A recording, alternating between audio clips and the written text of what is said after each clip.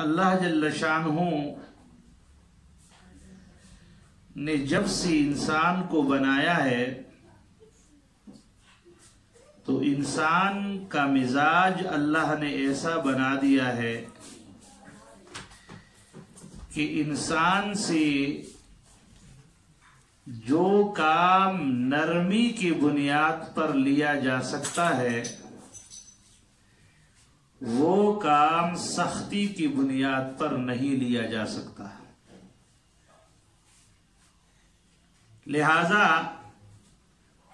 قرآن اور حدیث میں جا بجا آسانیاں پیدا کرنے، نرمی کرنے، شفقت کرنے، محبت کرنے کا درس دیا گیا ہے اور سختی اور درشتگی سے اسلام نے منع فرما دیا ہے. اللہ جل شانہ کے اپنے حقوق ہو تو اپنے حقوق میں بھی اللہ تعالیٰ نے انتہائی آسانی اور سہولت کا معاملہ فرمایا ہے. اگر انسانوں کے حقوق ہو تو انسانوں کے حقوق میں بھی انتہائی آسانی اور سہولت کا معاملہ کرنے کا حکم دیا گیا ہے. لہذا قرآن میں اللہ نے فرمایا یرید اللہ بکم اليسر ولا یرید بکم العسر. اللہ جل شانہ تمہارے اوپر آسانیاں چاہتے ہیں اور تمہارے ساتھ سختی کا معاملہ نہیں کرنا چاہتے. یرید اللہ ان یخفف عنکم وخلق الانسان ضعیفا. اللہ جل شانہ چاہتے ہیں کہ وہ تمہارے اوپر تخفیف اور آسانی کرے جبکہ انسان ضعیف اور کمزور پیدا کیا گیا ہے.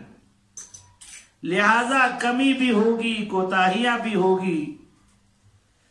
تو اسلام نے انتہائی طور پر نرمی کا حکم دیا ہے اور خود بھی اسلام انتہائی نرم اور انتہائی شفیق اور محبتوں بھرا مذہب ہے.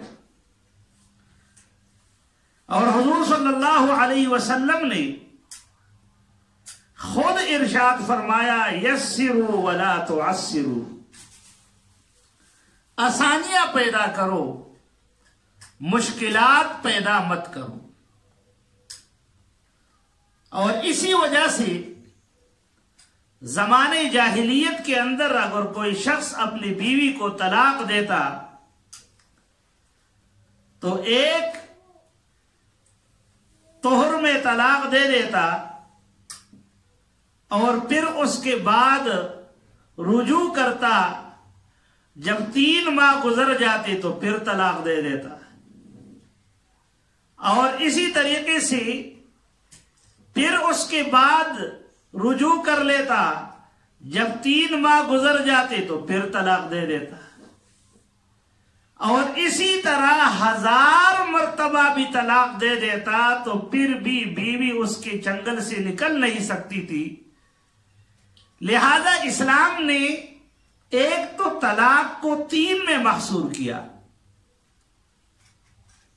کہ 3 سے زیادہ 3 طلاقیں دے دی تو بات ختم ہو گئی. اور پھر حکم یہ دیا ہے کہ اگر تمہارا آپس میں نباہ نہیں ہوتا اور تم آپس میں نہیں چل سکتے تو ان کو انتہائی شرافت کے ساتھ اور انتہائی دستور اور محبت کے ساتھ اپنی بیوی کو رخصت کر لو.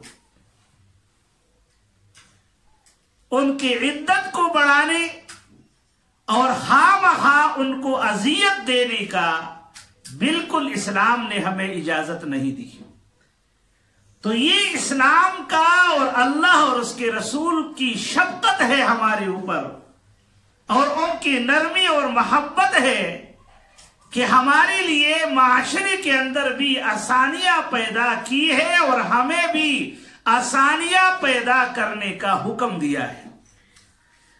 اس لیے اب عائشہ رضی اللہ عنہا فرماتی ہے ما خیر النبی صلی اللہ علیہ وسلم بین امرین الا اختار ایسرہما ما لم یعصم. حضور صلی اللہ علیہ وسلم کے سامنے جب دو باتیں ہوتی تو دو باتوں میں آپ سب سے آسان کو اختیار کر لیتے.